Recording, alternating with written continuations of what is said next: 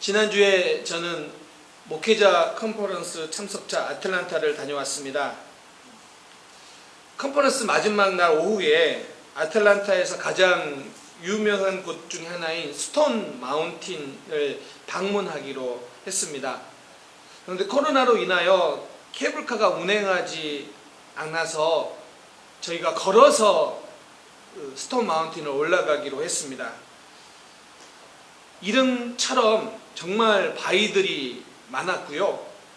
정상의 부근에 있어서는 정말 거대한 바위가 있었고요. 너무 심한 급경사였기 때문에 사람들이 그냥 걸어서는 갈 수 없기 때문에 철봉 같은 것들을 바위에 이렇게 박아서 그 철봉을 이렇게 잡고 올라가고 내려오도록 해 놓았습니다.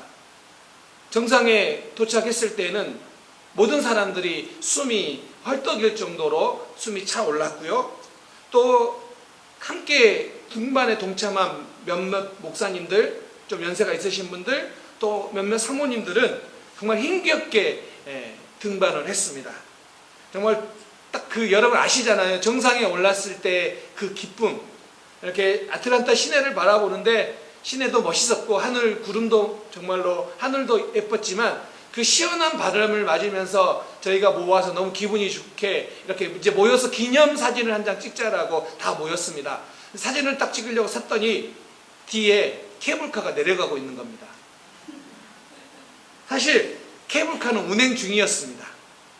멈춘 게 아니라 운행 중이었고 우리가 예전 정보만 듣고 가서 사실은 몰랐던 겁니다. 케이블카를 타는 곳과 등반하는 곳의 입구가 너무 달랐기 때문에 당연히 안 한 줄 알고 우리는 갔던 곳입니다. 그런데 그때 이제 우스갯소리로 여기저기서 일부러 그랬나느니 이렇게 주최 측이 그랬다느니 이렇게 우스갯소리로 했는데 제가 이제 내려오면서 그런 생각이 들었습니다. 컨퍼런스 동안에 계속해서 앉아만 있었는데 이 마지막 오기 전에 바로 이렇게 등반을 했기 때문에 오랜만에 운동을 할 수 있어서 저는 개인적으로 너무 좋았다. 그리고 제가 한번 애틀란타를 방문했을 때 케이블카를 타고 올라갔는데 이번에는 직접 걸어서 올라갔기 때문에 더 자세히 스톤 마운틴을 경험할 수 있었기 때문에 좋았다. 그리고 한 가지 더 좋았던 것은 무엇이냐면 이제 오르고 내리면서 그동안 이야기를 많이 못했는데 두세 사람씩 이렇게 이야기를 하면서 등산을 하고 내려오면서 함께 참여했던 목사님들과 더 진솔한 이야기를 나눌 수 있는 시간이어서 좋았다. 오히려 좋았다. 다시 저에게 묻는다면 케이블카가 있는데 걸어갈 것이냐 묻는다면 저는 케이블카를 타고 가는 것이 아니라 걸어가겠다라고 대답할 것 같습니다. 땀은 흘렸지만 그리고 좀 힘들었지만 그러나 그 시간은 여러 모양으로 유익했던 시간입니다. 저는 광야가 그와 같은 곳이라고 생각합니다. 분명 어려운 곳이지만 그런데 광야를 통과할 때만이 경험할 수 있는 하나님의 은혜가 있다라는 것입니다. 오늘 우리가 알고 있는 이 출애굽기도 마찬가지 아닙니까? 홍해가 갈라지고 구름 기둥과 불 기둥의 인도를 받고 반석이 터져 물이 나오고 만나와 메추라기를 공급받을 수 있는 곳은 광야를 지나고 있을 때에 나타났던 은혜라는 거예요.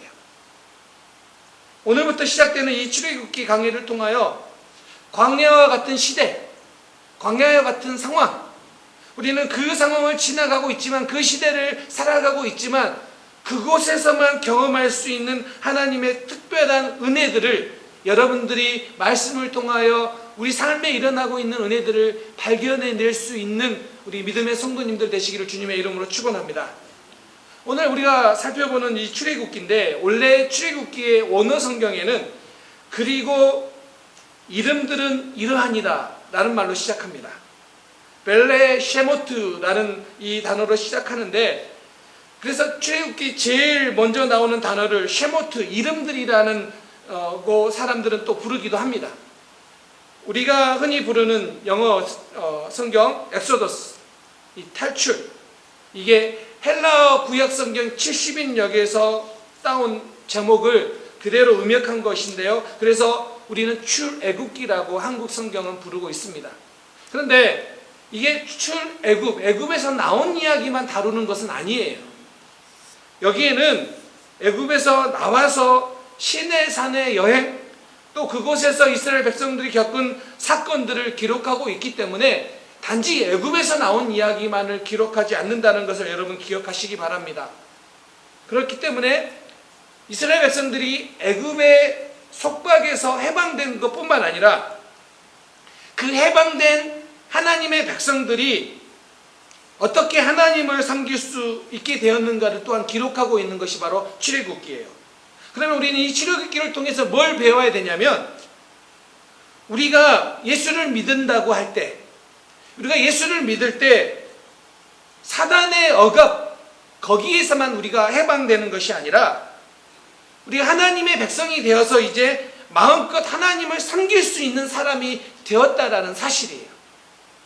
오늘 이 출애굽기를 시작하면서 우리가 또 한 가지 봐야 될 게 무엇이냐면, 출애굽기 시작하는 문구가 6개의 단어예요. 애굽에 이른 이스라엘 아들들의 이름은 이러하니라. 이 6단어가 제일 먼저 나와요. 히브리어 이 6단어가 그대로 사용된 곳이 있는데 어디냐면 창세기 46장 8절이에요. 6개의 히브리 단어가 완전하게 동일하게 반복됩니다. 무슨 이야기일까요? 출애굽기는 새로운 이야기가 아니라 창세기에서 시작된 연속적인 이야기다라는 뜻이에요. 그래서 성경에 기록되지 않는 창세기와 출애굽기 이 사이에도 하나님의 사역은 계속되었고 하나님은 이스라엘에게 복을 주셨다라는 그 기록이, 오늘 그 기록을 우리는 이 6단어를 통해 알 수 있다라는 것입니다. 그런데 오늘 이 출애굽기를 보면서 1장을 이렇게 이야기하잖아요. 애굽에 내려간 야곱의 아들들의 이름을 이렇게 나열을 합니다. 쉽게 말하면 계보를 이렇게 쭉 설명을 하지요. 성경에 보면 성경은 계보를 되게 중요시 여기는데 역대기나 마태, 룻기도 계보로 시작합니다. 그리고 성경에는 여러 계보들이 기록되어 있습니다. 왜 이렇게 이 계보들을 이야기하는가? 왜냐하면 이 계보는 우리의 정체성과 소명을 말해주고 있는 것이기 때문입니다. 이런 거죠. 우리가 어디서부터 왔는가? 우리는 어떤 목적을 가지고 태어났는가? 이것을 답해주는 게 바로 계보입니다. 여러분, 우리는 어디서부터 왔습니까? 우리는 어떤 목적을 가지고 태어났습니까? 이 답을 계보를 통해 우리에게 알려주고 있다는 거예요. 우리가 어디서 왔습니까? 우리는 창조주 하나님의 사람들입니다. 그리고 우리는 그분의 뜻을 이 세상에 나타나기 위해 태어났습니다. 이것이 우리의 정체성이라는 거예요. 이 정체성을 잃어버리면 안 돼요. 오늘 성경은 우리에게 분명하게 이야기하고 있습니다. 여러분, 우리가 왜 이 땅을 살아가야 됩니까? 어떻게 이 땅을 살아가고 있어야 됩니까? 바로 우리의 정체성이 그것을 말해주고 있다는 사실입니다. 자, 그런데 그런 하나님의 백성인데 오늘 출애굽기 1장을 보면 이 백성들의 상황이 어떠냐는 거예요. 오늘 8절에 보면 이렇게 나옵니다. 애굽에 요셉을 알지 못하는 새 왕이 일어났다라고 이야기합니다. 그런데 이 요셉을 알지 못하는 이 새 왕이 이스라엘을 잔혹하게 학대했다라는 거예요. 억압했다라는 거예요.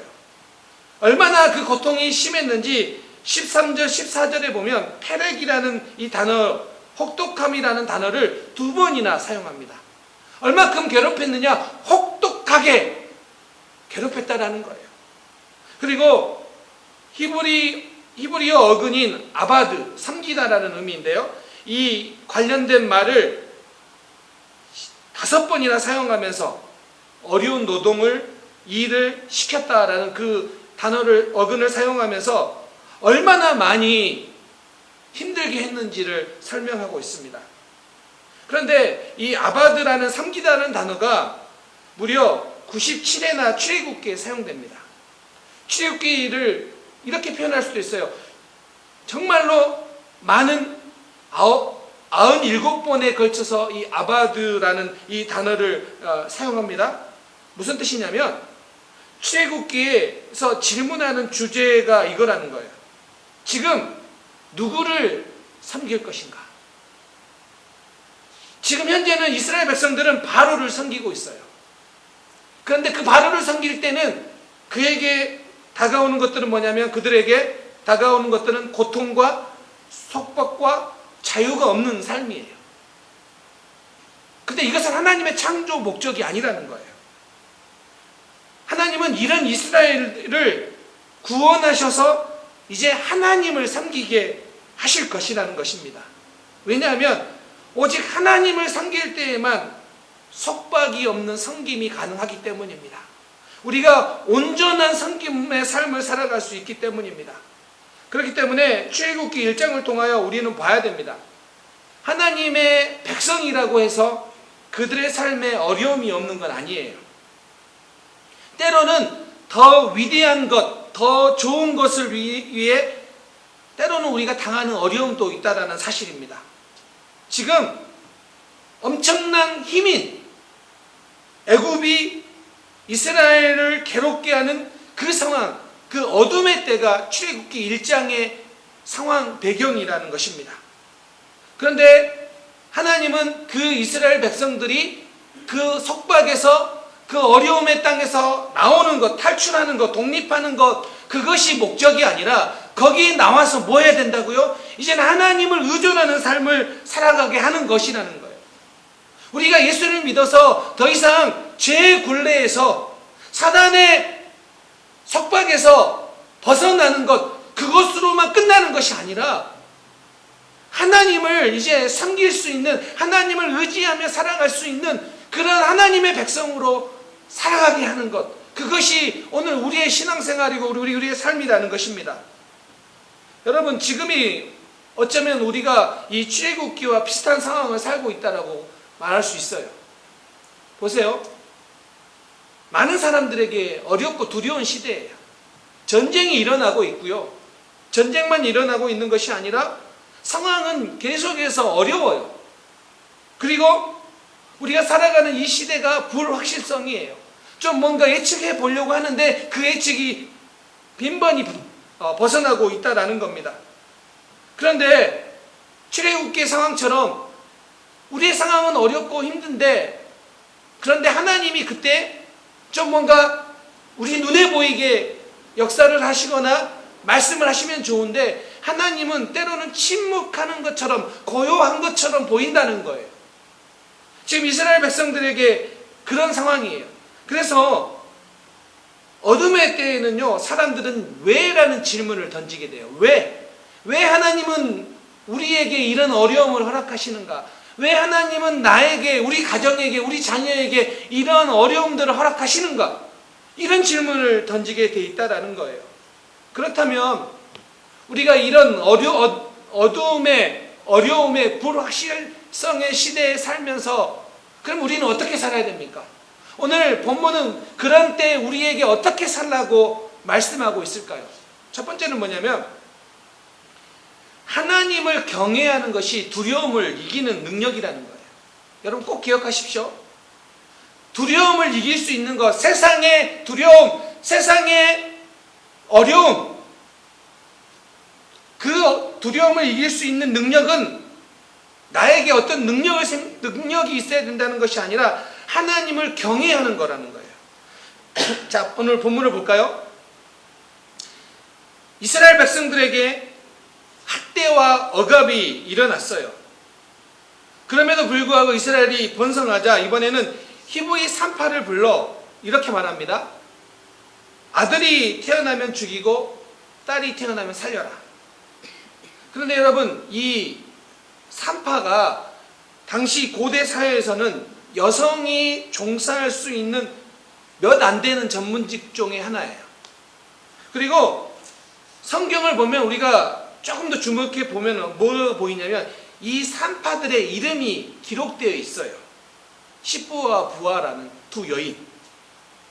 반면에 여러분, 지금 그 일을 시키고 있는, 아들이 태어나면 죽이고 딸이 태어나면 살려두라라고 하는 그 일을 시키고 있는 바로의 이름은 기록되지 않고 있다는 거예요. 단지 직책만 기록되어 있어요. 당시 최강의 애굽인데, 그리고 그 애굽의 왕인데 그의 이름은 성경이 기록하지 않아요. 왜일까요? 당시 시대를 호령하고 있는 바로보다, 왕보다 이 여인들의 삶이 더 가치 있고 하나님 보시기에 더 바르기 때문이에요. 그래서 지금 성경은 우리에게 뭘 강조하고 있냐면 이 여인들의 모습을 우리에게 드러나게 하고 있다는 거예요. 최고의 권력자인 바로가 아니라 어쩌면은 별 볼 일 없어 보이는 그 여인의 이름을 기록하면서 이 여인들의 삶을 주목하게 하고 있다는 거예요. 그런데 이 여인들의 삶에 우리가 주목해야 될 부분이 뭐냐면, 이 여인들은, 이 산파들은 권력자이고 두려운 존재인 바로의 말을 듣지 않아요. 바로의 말을 듣는 것이 아니라 바로의 말을 거절해요. 왜냐하면 17절에 하나님을 두려워하기 때문이라. 산파들이 하나님을 두려워하는 것, 그것 때문에 바로의 말을 듣지 않아요. 이게 이런 의미죠. 하나님의 창조 질서와 반대되는 것을 잘못된 것으로 여기고 그 왕의 명령을 거부했다라는 겁니다. 이사야 8장 12절 13절에 보면 의인은 여호와를 두려워해야 된다라고 기록하고 있습니다. 우리는 하나님을 두려워해야 됩니다. 그런데 여기서 두려워하다라는 게 어떤 의미냐면, 야레라는 단어인데 이게 무서워하다라는 말도 있지만 경외하다라는 말이 뜻이 있어요. 경외하다. 그러니까 이것은 우리가 흔히 생각하고 있는 두려워하다, 무서워하다라는 의미가 아니라 경외하다라는 의미인데, 피하거나 도망친다라는 부정적인 의미의 무서워하다가 아니에요. 여기서는 존경심을 갖고 적극적으로 다가가는 긍정적인 의미의 두려움, 그게 경외예요. 여러분 아시겠습니까? 하나님을 두려워하다라는 것은 하나님이 무서워요 라고 해서 하나님으로부터 피하는 것이 아니라 존경심을 갖고 더 적극적으로 다가가는 긍정적인 의미에서의 야레예요.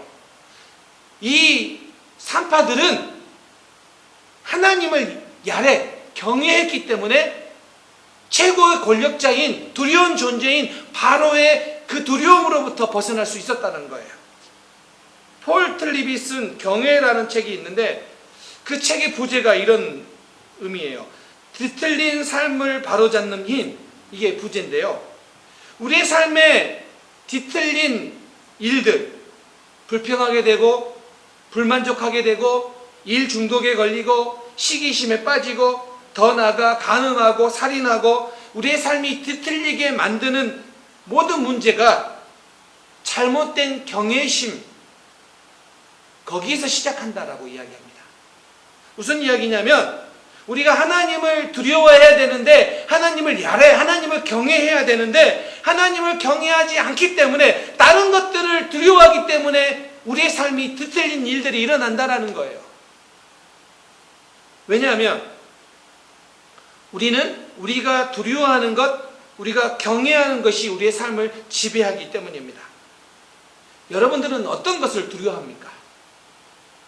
여러분들은 지금 어떤 상황들, 어떤 것들 때문에 두려워하고 있습니까? 물질 때문에?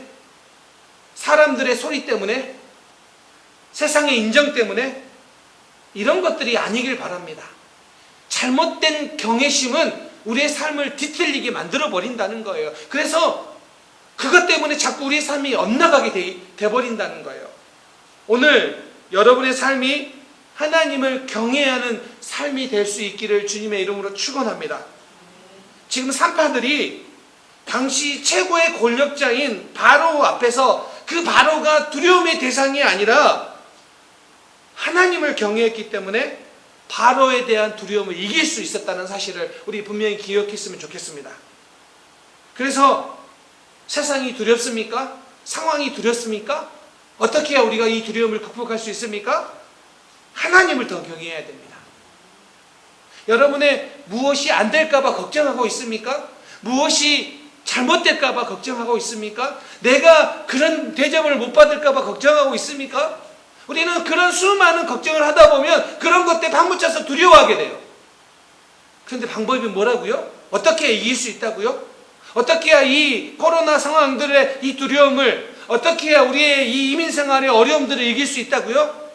하나님을 경외하는 게 이길 수 있는 능력이라고요.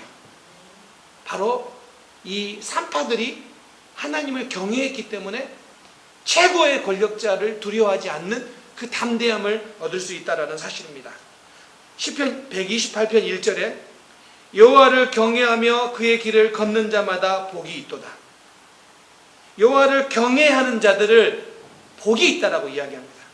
실제로 1장 21절을 보면 그 산파들은 하나님을 경외하였으므로 하나님이 그들의 집안을 흥황하게 하신지라. 산파들은 하나님을 경외했고요. 그 경외심은 그들이 복을 받는 근거가 되었다고요. 도구가 되었다고요. 사랑하는 성도님들, 때로는 답답하고 때로는 이 어두움과 같은 상황들이 우리 앞에 펼쳐질지라도, 그래서 우리가 그것들을 보며 두려움에 빠질 수 있다 할지라도, 그러나 그 어떤 때에도 우리는 하나님을 경외해야 됩니다.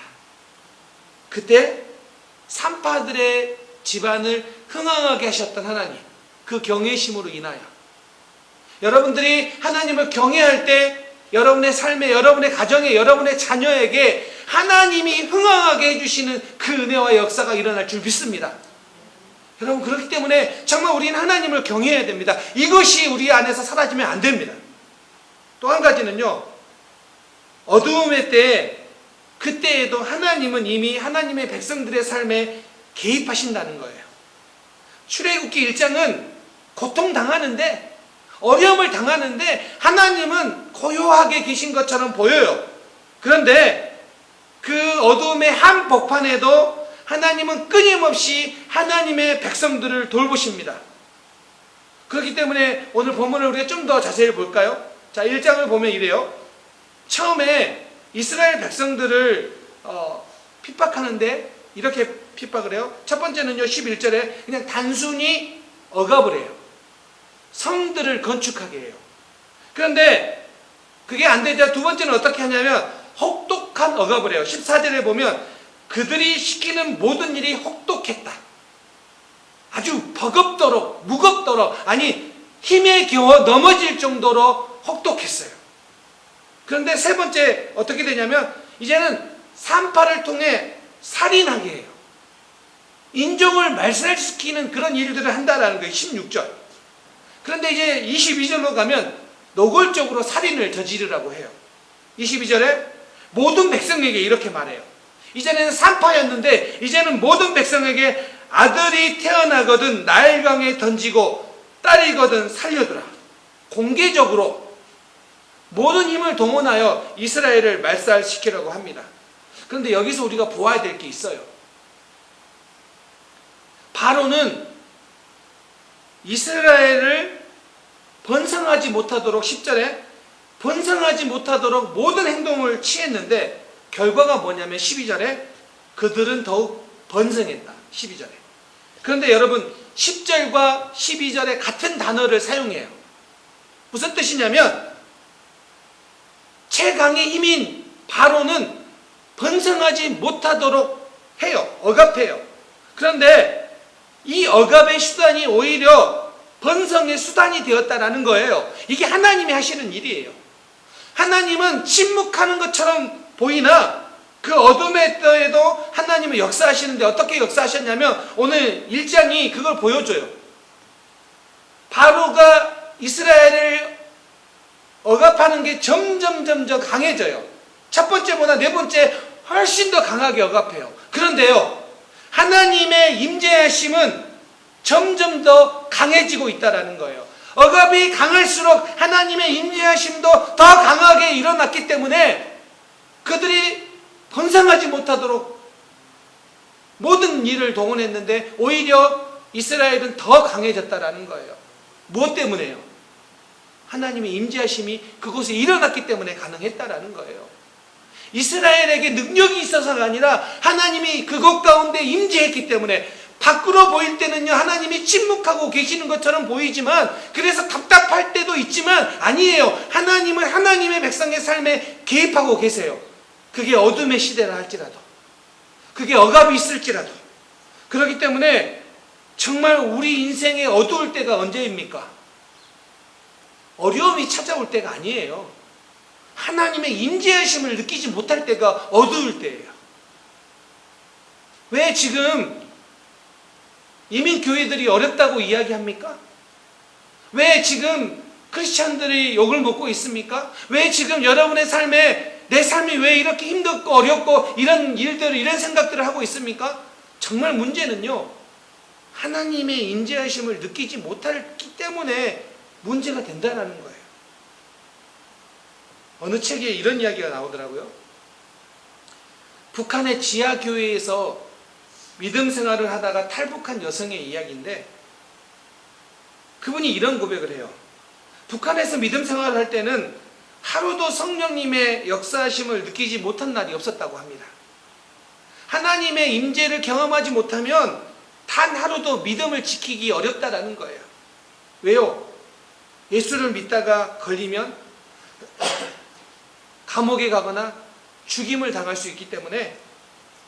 근데 그럼에도 불구하고, 그런 두려움에도 불구하고 신앙생활을 계속해서 믿음을 유지할 수 있었던 이유는 뭐냐면 임재예요. 임재. 하나님의 임재, 성령님의 임재하심 때문에. 그런데 이제 신앙의 자유가 있는 한국으로 왔는데 하나님의 임재를 경험하기가 쉽지 않다라는 거예요. 그래서 괴롭다라는 그 이야기예요. 여러분, 정말 우리가 갈망해야 되는 게 무엇입니까? 하나님의 임재입니다. 여러분이 어떤 상황에 있든지, 여러분의 가정이, 여러분의 자녀들이 어떤 상황에 있든지 하나님의 임재하심을 경험한다면 우리는 이 땅을 살아가는 동안에 그냥 능력 없이, 아니 아무런 의식 없이 생각 없이 살지 않는다는 거예요. 왜 우리의 신앙이 점점 혹 어떤 분들이 신앙이 점점 더 약해지고 있다고 생각합니까? 하나님의 임재하심을 경험하지 못하기 때문이에요. 왜 내 삶이 뒤틀려지고 있습니까? 왜 내 삶이 무너지고 있습니까? 하나님의 임재하심을 경험하지 못하기 때문에 자각하지 못하고 있는 거예요. 여러분, 어떤 상황에 있든지 하나님의 임재하심을 경험할 수 있기 바랍니다.